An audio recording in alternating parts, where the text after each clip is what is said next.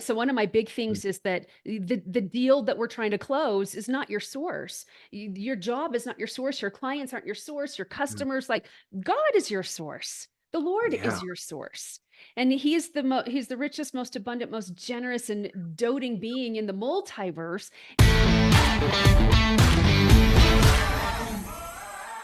Well, hello there, prosperity seeker, and welcome to another episode of the Prosperity Approach. I'm your host, Allyson Chavez. I am so excited for the conversation that is going to happen in today's episode. I always love high vibe conversations with people who believe in God, who have values, who are heart centered, who are wanting to make a difference and a dollar in the world and to bless their lives and the lives of the people that they meet. And I am so excited to have a very special guest on today, Brigham Blackham. And I'm going to tell you about him in just a minute. But first, before we dive into belief systems and prosperity thinking and languaging as you're speaking and how you want to make Mhm. your own difference, we need your help to spread this message. So if you're watching this on YouTube, go ahead and like and subscribe, do all the things, share this video if it impacts you. If you're listening to this on any of our audio platforms, we would love for you to rate and review it. All the things help us spread the message because, it takes a village and we're all in this together. So Brigham, let me tell just a little bit about Brigham. Brigham Blackham strives to positively impact, inspire, and uplift leaders to have joy and reach their God-given potential as he reaches his. He is the proud father of 4 children, a disciple of Jesus Christ, and a man who is fascinated with human potential in language, business, and spirituality. He provides full-service property management for short-term rentals with his company staybnb.com, and he loves to equip business owners with resources to succeed. Brigham, welcome to the show. Oh, thank you so much for having me on, Allison. I'm really excited to be here. My husband and I, just over, recent time have started Mhm. diving into real estate investing, and it's a fascinating world. And we're with a group of people that are just top echelon people. And I met you at one of those events as well. And Yeah. just love your positivity, love your aura, love that you really are sincerely here to help people. And so I was like, dude, let's do a pod swap. This would be Yes, a absolutely. This would be a lot of fun. I'm loving real estate investing. I think everybody is interested in real estate investing, and though Yeah, our conversation is not going to be diving into that so much today, we'll probably touch a little bit if it comes up. right. But I also love to help other people like connect with each other. So your bio I thought was really interesting because you were talking about language Yeah, and really interested about language in like business and things like that. So let's start there. Like, tell me about right. prosperity in the language that we use. What's that about? So when I think of the word prosperity, it was actually interesting. You brought up that this is one of the main topics you're always talking about, your Mhm. prosperity approach. With prosperity, I think in multiple systems. I speak Mandarin, I speak Spanish, and when I think of prosperity in Mandarin, feng yu is the word, and it has this connotation of fulfillment. It has this connotation of not just your cup is full, but it's overflowing and you have enough that you can share with other people. I think it's so interesting that when you're diving into prosperity, it's not just what's in it for me. It's how do I give back? How do I make sure that my cup is overflowing and I'm not letting all those just go to the ground, but I actually can get other people's have their cups under mine and be able to share in the love.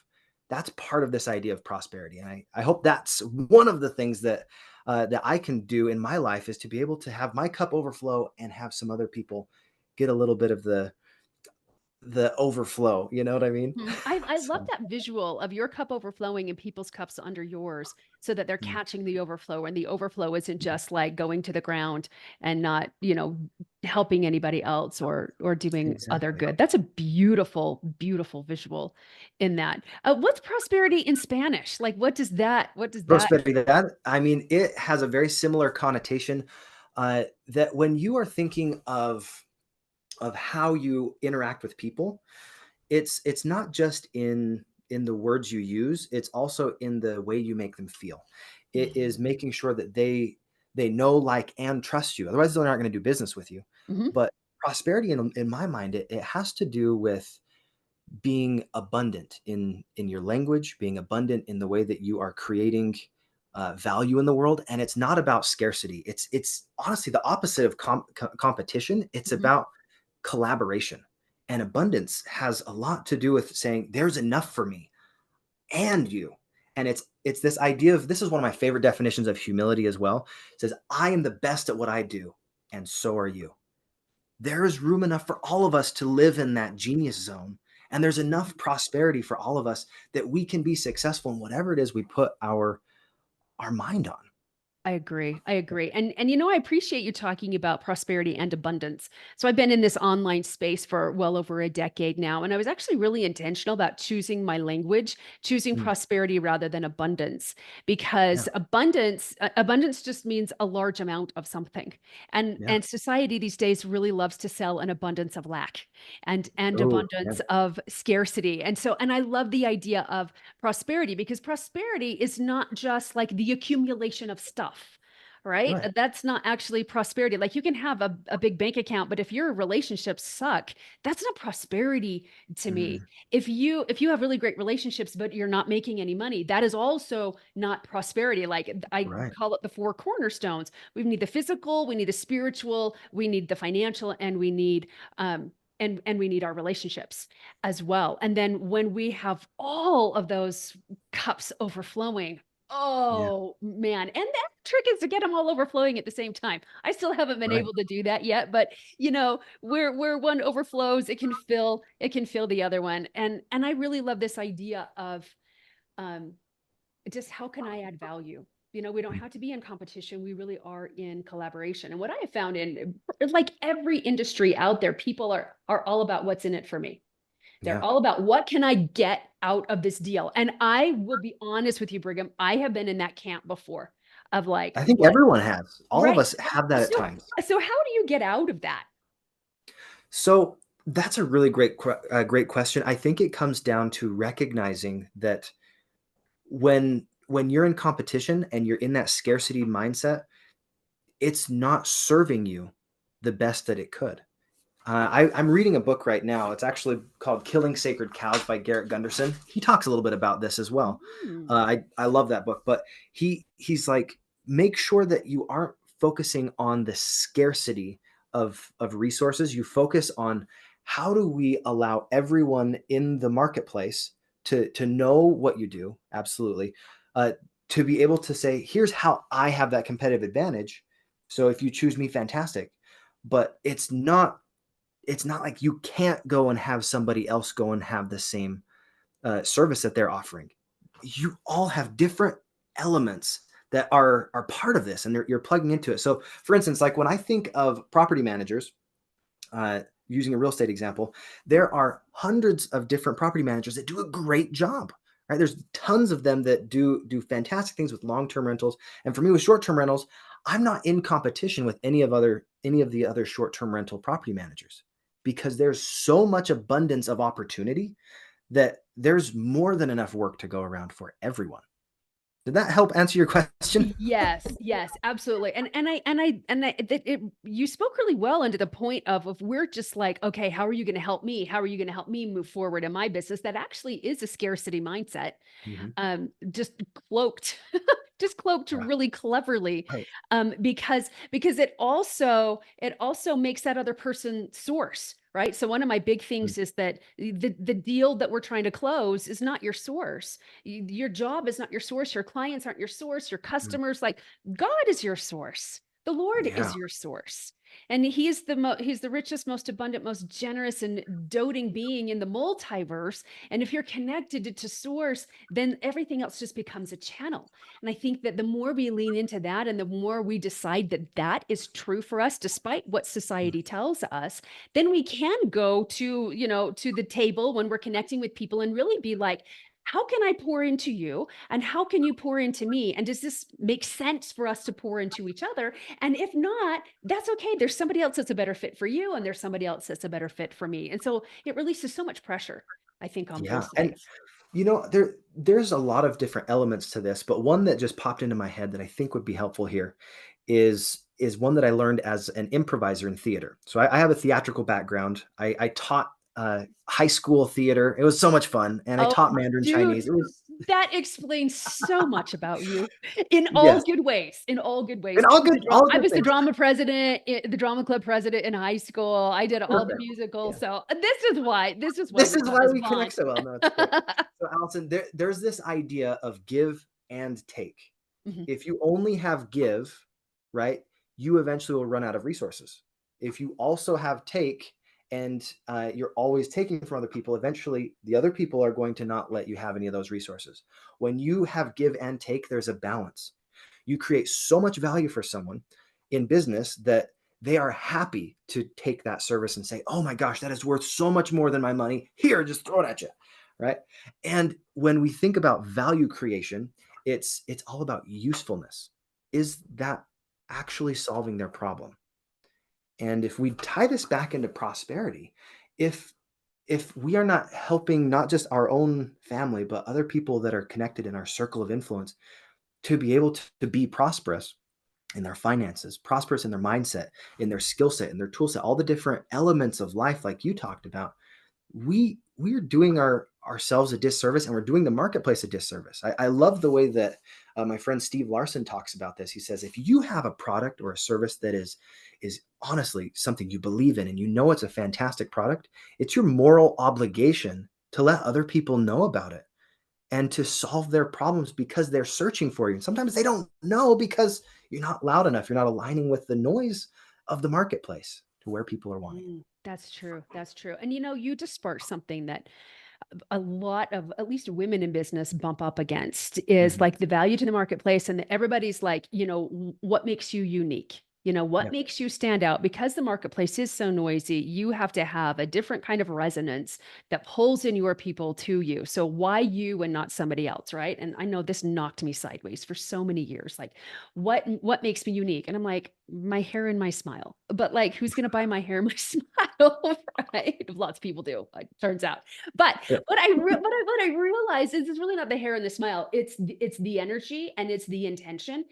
Mm. Because what I decided that am I the greatest coach that ever lived? No, of course not. I don't know that there is any one greatest coach ever for anybody, but I know what makes me unique and what sets me apart is the experience they're going to have with me. So I don't know it all. I haven't made the most money in the coaching industry. I don't have the biggest program in the industry, like all of those things, but I do know that I pour into people and their experience with me will be different from other experiences they've had because I know what drives me and I know what fills me up and that's what sets me apart. And when I decided that that was enough, that was the value I brought to the marketplace, that whether people worked with me or not, they left feeling better after being in my presence than they did Mm. coming into my presence. And that's what set me apart. And that helped me like change my mindset actually from this scarcity, like proving, and I don't think I'm enough, and I'm really not unique at all, from that scarcity mindset into a prosperity mindset. And holy cow, you show up completely different with those energies with that tiny little decision. Allison, is it okay if I dork out with some etymology and play with Yes, a word? please, So please. you said value, and this was the word that popped in my head. What if you spaced that out and had val and you? When you have unique opportunities to share your perspective, only things that you've experienced, you're putting you in the value, like you in the value. Uh, you can do things that other people can't because other people are not you. Mhm, There's nobody else that can do this exact podcast the exact same as you. mhm. They can mimic, they can model, but you are uniquely you, and that's the value bring. So I love that. I love geeking out on stuff I like like that. geeking And out on stuff you like that. and also with you, like you said, there is an abundance, like there are so many different property managers out there. There is so Yeah, much business that nobody has to be like fighting for the one person. right. But like they're going to have like the people that you work with are going to have a completely different experience with you just because of Mhm. your unique experiences, like your value system and the way that you want to show up and serve and all of that. And some people are going to be repelled by that, just like some people are repelled by me. And other people Right. are going to be totally drawn to that. And that's And I great think too. that's part of being a business owner. Is you're going to have your tribe, and your vibe is going to attract that tribe.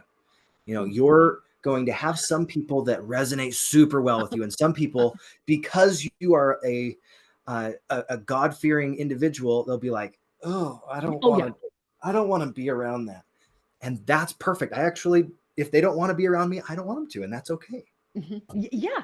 Yeah, because there's somebody else that's a better fit Yeah. for them. I think the best piece of advice that I got at the time I needed it was I had a mentor once who said that there are more ideal clients for you than you could possibly serve in 25 lifetimes. Wow. Because there's 8 billion people on the earth. And even if we just like confine it to the United States, there's like 250 million people here. And so, like, I could never possibly serve that many, even ideal clients in multiple lifetimes. And so I can look at that and be like, oh, you're not aligned to working with me, or you don't want to work with me. That's wonderful. Because I used to look for people who needed me, right? I don't know if you've ever done Mm. this. Like, Oh you yeah. need a property manager, you need a business coach, you need a this, you need a that, you need me. And I'm like, I don't want to work with people who need me. I only work with people who want me. Because, Yeah. we all know we need to lose at least 10 pounds, right? But only the people who want to actually do something about it.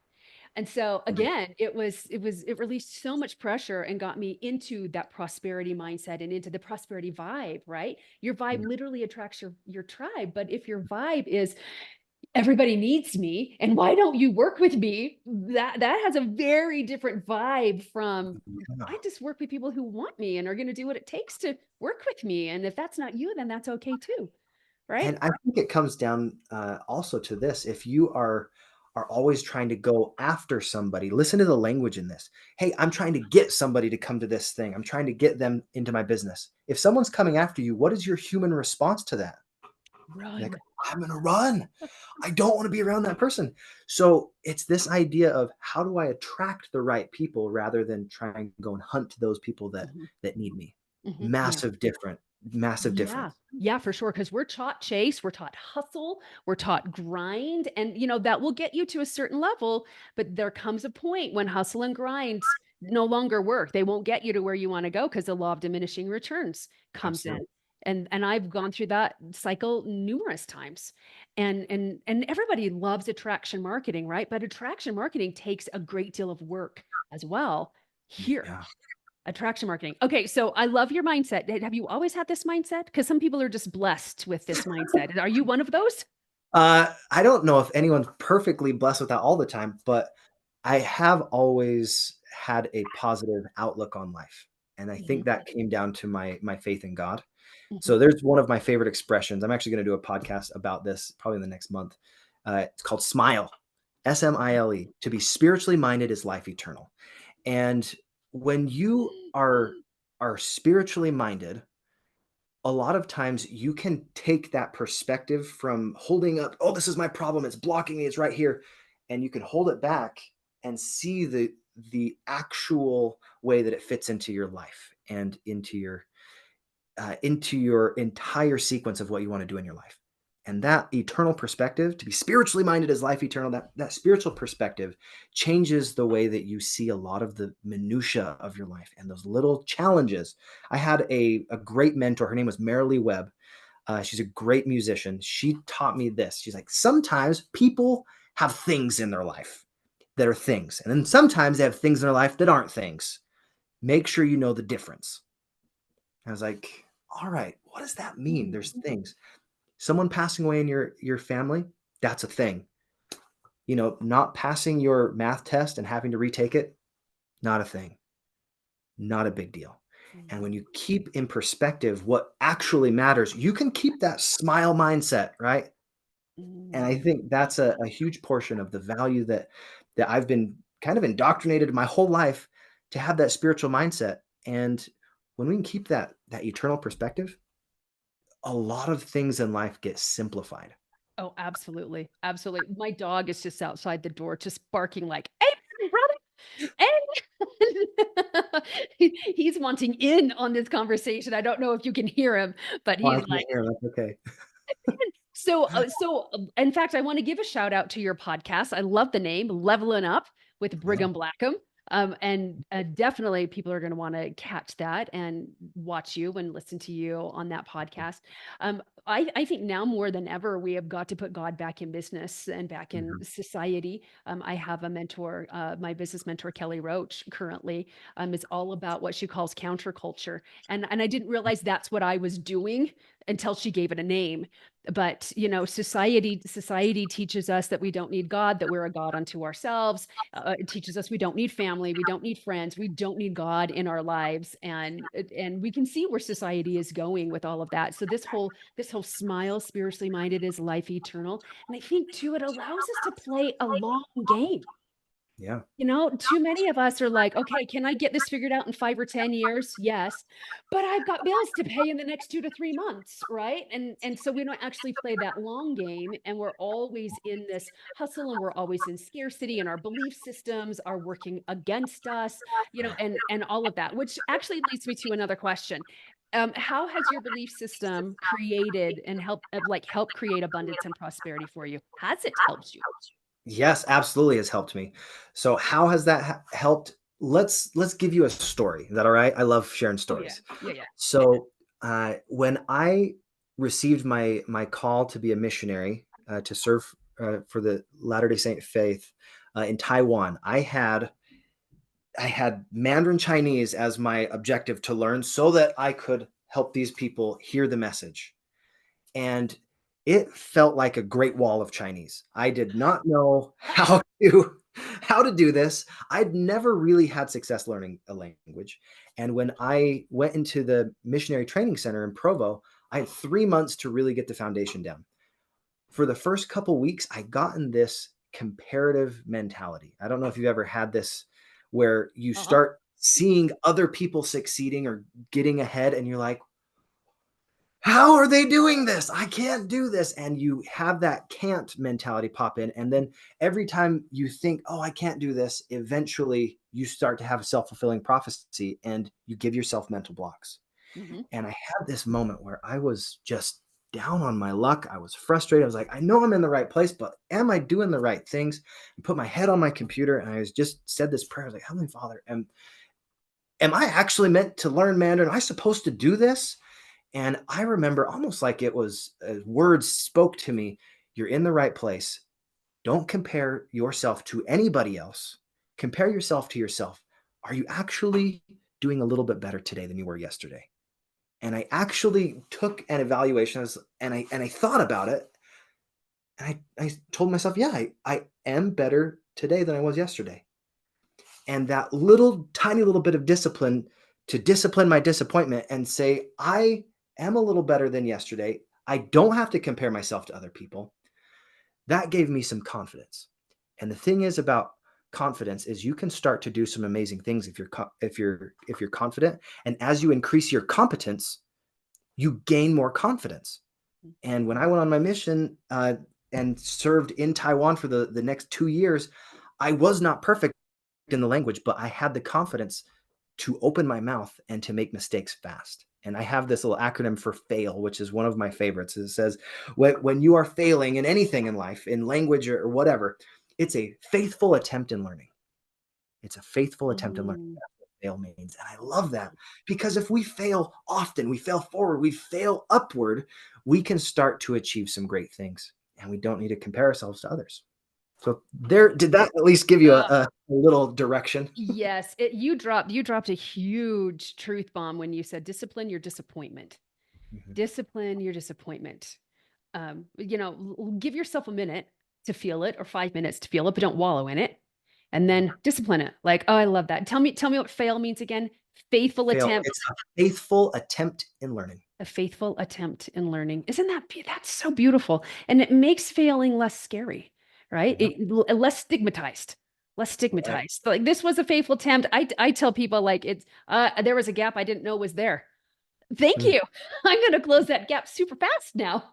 Super, super fast. In fact, I was talking, we were in the same meeting a little while ago, and I had fired my whole marketing team, and I was like, "You know what? I'm learning to, like, fire fast and hire slow." Where, Mm. a couple of years ago, it took me almost a year to fire a team or to let a team go, and that was a Wow. $350,000 lesson. Now it's like a $25,000 lesson, which is still like, but still, it was less than a tenth of what I paid just 2 years ago, and I'm failing forward and failing fast and closing those gaps and, just learning and skilling and Thank you for paying full price for that lesson so we can get it at a discount. yeah, I you're really welcome, appreciate man. that. You're welcome. And we've all heard that, fire fast, hire slow, fail fast, fail forward. But like, I really appreciate what that meant to you and what that looked like to you. And we can absolutely put that in business. And the fact that, God, I mean, I can't. I think Chinese is a beautiful language, actually. Mhm. Um, but I wouldn't even attempt to learn it. So the fact that you actually opened your mouth, you're immersed in the whole culture. Clearly, you are not Asian, and so you're already sticking Very out. white. Yes, So very white. white, so white, so American. It's so fantastic. But when you're just like, you know what, this is gonna sound so cringy to people's ears, but I'm gonna let it be what it is, and I'm gonna get better every day. And love that conversation that God had with you to just, are you a little bit better? Are you just a little bit better today? And I God, that would lend to a prosperity mindset and prosperity language as well, which is so beautiful. So Yeah, beautiful. there's a 1,000-year-old saying that just popped into my head. You ready for it? Ready? 不进则退. If you're not progressing, you're digressing. And it's that simple.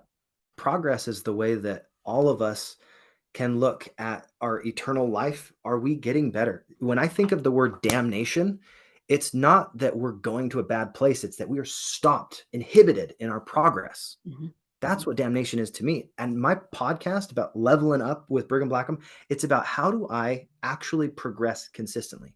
How do I find those patterns of progress? So it's mhm. top of mind Oh yeah. Oh yeah. Me too. Me too. It's so beautiful. And how many times do we damn ourselves? all the time. I do Here, it all the time. right? Like we don't need, Right? yeah, like God's not the one who hands down damnation. We do it to ourselves all the time with, I can't do this, and this is too hard, and who do I think I am, and what can I get from this? And being, I think that we come usually from a sincere place in our hearts, but very quickly it turns to manipulation because we're afraid it's not going to work. We're afraid we're frauds, like any of those limiting beliefs that hold us back from progressing. But when we're continually doing the inner work, and you know what, Brigham, like I've been doing the inner work for decades, and sometimes I'm just so tired. Sometimes I'm just like more self-development, more personal, more personal. Oh my gosh. And sometimes we do need like that resting time, right? Like Right. let's let this sink in. Let's see what we have here to work with. And can we use the acronym fail, and can we use the acronym smile just today, just to see how our experience of life is today? And can we bless somebody else's life today, maybe with a literal smile, maybe with, having like, this is my favorite conversation to have, Brigham. So you have already blessed my life so much. And you know what? I've been in a hurting place lately. Yeah.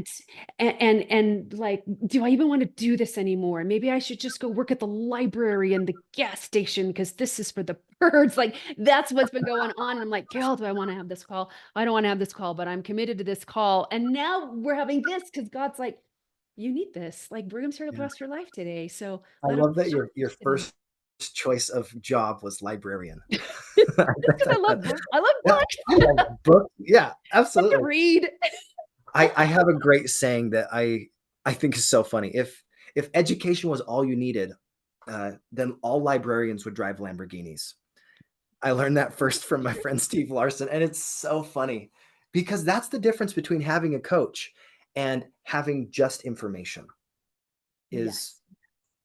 you have to have implementation, you have to have a support system, you have to have the accountability, and a lot of times you get stuck in where you're at because you get information overload. Uh-huh.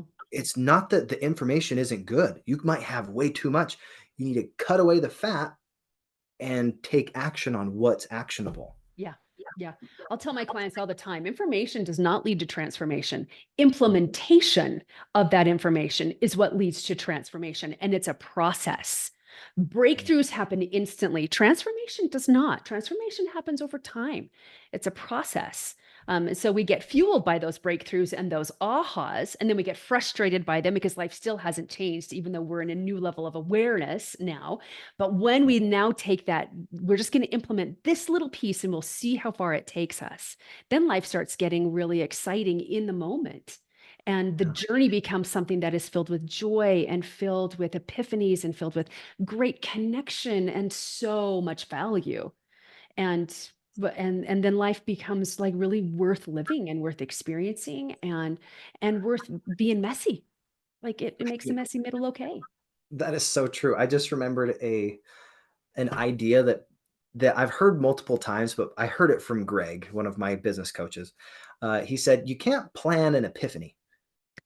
You can't, That's true. but you can put yourself in proximity to power, and you can put yourself in proximity to the people that might help you get to that next level, who have already been there. They've already done the things that you're wanting to accomplish, and that proximity to power. If you push power to power, you can start to help other people. So, for instance, you having me on your podcast, I'm hopefully adding more value to Mhm. you and your people. I'm helping you be more powerful in their lives and giving them more ideas that they can become equipped with and take action on in their business and in life.